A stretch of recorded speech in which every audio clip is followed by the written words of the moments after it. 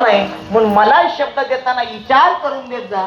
मामानी परत आशीर्वादीला चांगलं झालं गड्या, पण मला काय सांगायचंय, देव जगाला द्यायला आलाय हा मामा शब्दाचा पक्का आहे. मामा तुमचा सुद्धा लय चांगलं करतील, पण चांगलं झाल्यावर आपण सुद्धा मामाला विसरून चालणार अजिबात नाही गड्या.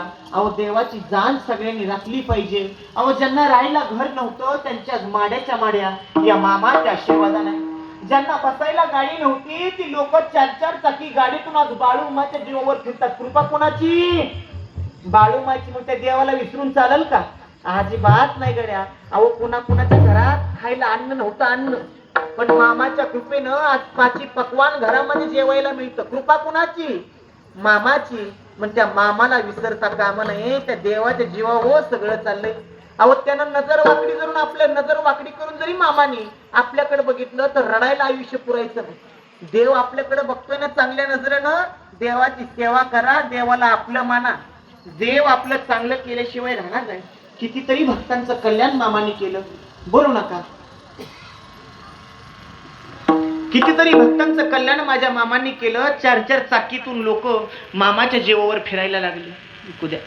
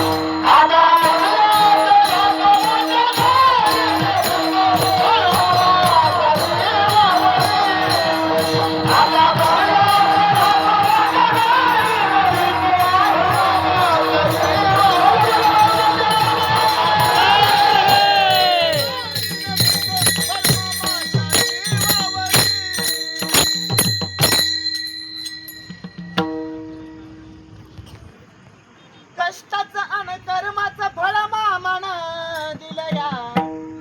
सुख समाधान माझ्या घरात आलया. कष्टाचं आणि कर्माचं फळ मामानं दिलया. सुख समाधान माझ्या घरात आलया. नाही विसरणार मोठा झालो तरी. आता बंगल्यात राहतो मोठ्या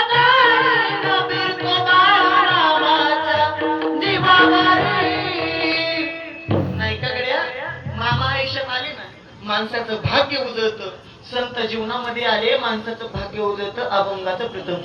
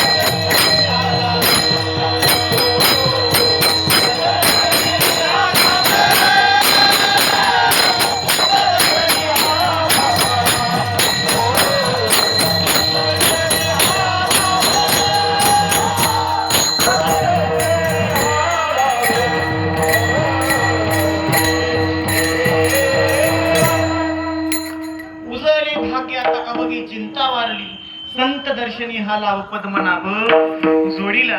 म्हणून ऐकाकड्या संत जीवनामध्ये आले, माणसाचं भाग्य उजळत. संतांची शिकवण आहे नीतीनं राहावा, चांगल्या मार्गाने राहावा, चांगल्याला चांगलं म्हणायला शिका. संतांची शिकवण आहे चांगल्याला चांगलं म्हणायला शिका, पण आपल्या लोकांना नेमकं तीच जमत नाही. आपल्या लोकांना म्हणलं का नाही, संतांनी काय आम्ही रोज कीर्तनाच्या माध्यमातून सांगतोय चांगल्याला चांगलं म्हणायला. माणसं म्हणतात महाराज चांगल्याला चांगलं कसं म्हणावं, दुसऱ्याच्या उका पाकळ्या खाल्ल्याशिवाय मला झोप लागत नाही. पण ऐका, तुम्ही दुसऱ्याची निंदा केली ना त्याचं चांगलं होत असतं. दुसऱ्याचं धुणं आपल्या घरात कधी धुवायचं नाही, म्हणजे ओलं नाही म्हणत मी, दुसऱ्याची उणी दुनी आपल्या घरात काढायची नाही, आपल्या घरात कसं व्हायला सुरुवात होत असते. म्हणून लक्ष द्या, चांगल्याला चांगलं म्हणायला शिका. चांगल्या रस्त्याला गतिरोधक आणि माणसाला विरोधक असल्याशिवाय माणसाची प्रगती होत नाही. चांगल्याला चांगलं म्हणाकड्या. जुन्या काळात म्हण होती, निंदकाचे घर असावे तालुक्यात. शेजारी शेजारीने दारात असलं पाहिजे, त्याशिवाय तुमचं नाव काय? शांतीलाल कोळे. चांगल्याला चांगलं चांगलं म्हणत असते. ज्याला कीर्तन करता येईल त्याला वाजवता येईल असं आहे का? अजिबात नाही. ज्याला वाजवता येईल त्याला कीर्तन करता येईल असं आहे का? अजिबात नाही. ज्याला गायन करता येईल त्याला वाजवता येईल असं आहे का? अजिबात नाही. ह्यातलं कुणालाच काही येत नाही. ते आम्हाला सगळ्याला नावं ठेवल्याशिवाय राहत. आता मी किती चांगलं कीर्तन केलं, मी हितनं कीर्तन करून गेलं तुम्ही काय म्हणणार, त्या वैभव महाराजाला चांगलं कीर्तन जमलं, स्वादावर नाही म्हणताय, मागं का म्हणायचं. चांगल्याला चांगलं म्हणायला शिका, पण आपल्या लोकांना नेमकं तेच जमत नाही. चांगल्याला चांगलं म्हणा. मामांच्या दरबारात मामांच्या दरबारामध्ये आले ना शिकवण आहे, सेवा करा, नम्र राहा. मामाची शिकवण जशी सेवा तसा जसं कर्म तसं नक्कीच माणसाला फळ चांगलं भेटत असं प्रेमाने राहा, चांगलं वागा, गुन्ह्या गोविंदा राहा. जाऊन सवलत पैसा अडचण माणसाच्या समोर येत नाही.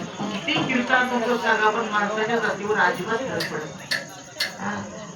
आम्ही रोज सांगते माफी मागून बोलतो. एक म्हातारा आज आलो, म्हातारा काय सांगता येत नव्हतं, काय बोलता येत नव्हतं, पण म्हातारा नुसतं हात चालत नव्हतं. कसं माहिती का, हात इकडून तिकडं तिकडून तिकडून तिकडून.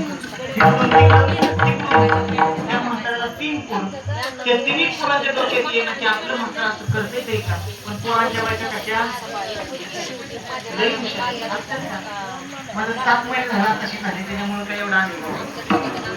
पोरांच्या बायकाला हुशार, त्यांनी आपल्या नवऱ्यांना सांगितलं त्यांनी ऐका, आपलं म्हातारा हात म्हणजे म्हाताऱ्यानं कुठंतरी गबाळ साचून ठेवलेलं दिसतंय. मग काय करायचं, तालुक्याच्या गावाला म्हातारं चांगल्या दवाखान्यात न्या, पाहिजे तेवढा पैसा जाऊ द्या, म्हाताऱ्याचं गबाळ गावलं तर आपल्या जन्माचं कल्याण होईल. आणि पोरांनी बायकांचं ऐकलं, गाडी केली, गाडीत म्हातारं टाकलं, गाडी तालुक्याच्या गावाला गेली, टेबलवर म्हातारं टाकलं. डॉक्टर साहेबांनी म्हातारं तपासलं आणि तपासल्यानंतर डॉक्टर साहेब म्हणले, पोरांनो ऐका, तुमच्या म्हातारीची गेली वाचा, तुमच्या म्हाताऱ्याला काय बोलता येणार नाही, काय सांगता येणार नाही. मग ओ डॉक्टर साहेब, एक उपाय आपल्याजवळ पोरांनो. कोणता? 1 लाख रुपयाचं इंजेक्शन म्हाताऱ्याला द्यावं लागेल. ती पण म्हातारं 2-4 वाक्य बोलेल, परत म्हातारं गुडूप. मग बघा द्यायचं का नाही. पोरं म्हणली जाय ना, लाख रुपये गेलं तर, पण म्हाताऱ्याचं गबाळ गावलं तर जन्माचं कल्याण होईल. आता ह्यांच्याजवळ पैसे नव्हते. ही तिघं घरी आली, आपल्या बायकांना सांगितलं 50,000 तुम्ही करा, 50,000 आम्ही तिघं करतो. मग ह्या तिघींनी काय केलं, कोणी कानातलं म्हणलं, कोणी नाकातलं म्हणलं, कोणी लाडक्या भावाचं बँकेतलं पैसे काढून आणलं. ह्या तिघांनी गावातल्या सावकाराकडं 50,000 रुपये व्याजानं आणलं. 50 आणि 50 किती झालं? 1 लाख. ह्यांनी 1 लाखाची जुलना केली. जसं 1 लाख रुपये आणला असं डॉक्टरच्या कुठं मड्याव कोण म्हणलं, मग जसं 1 लाख रुपये आणला असं डॉक्टरच्या टेबलवर ठेवलं. डॉक्टर साहेबांना 1 लाखाचं इंजेक्शन घेतलं आणि जसं इंजेक्शन घेतलं असं म्हाताऱ्याला देऊन पण टाकलं. पक्वाजानं बरोबर दिलं बाबा. जसं इंजेक्शन घेतलं असं म्हाताऱ्याला देऊन टाकलं. इंजेक्शन दिल्यावर म्हातारं बोलायला लागलं. म्हातारं काय म्हणते नीट लक्ष देऊन ऐका. म्हातारं काय म्हणते ऐका. म्हातारं म्हणते, पोरांनो ऐका, मी हात इकडून तिकडं करतोय म्हणजे मी कुठं धन साठवून ठेवलं नाही, कुठं गबाळ लपवून ठेवलं नाही. आपली गहू चाळायची चाळण शेजारीने नेली, तेवढी घरी घेऊन या. म्हणजे माणूस शेवटच्या स्टेपवर जरी आलं तरी ध्यान कुठे गेलं, प्रपंचावर. प्रपंचातल्या गोष्टीमधून सुख मिळत नाही. इरकी माईची दुःखाची जनती नाही आधी आणती आवत आणि नवरा बायकोने इकडं तिकडं जाण्यापेक्षा इकडं तिकडे फिरत बसण्यापेक्षा शॉपिंगला जाण्यापेक्षा बाळूमांच्या दरबारामध्ये या जगा वेगळा आनंद आहे. हा, आता शॉपिंगचा विषय आला म्हणून सांगतोय का मी आणि माझी बायको त्या दिवशी शॉपिंगला तुम्हाला.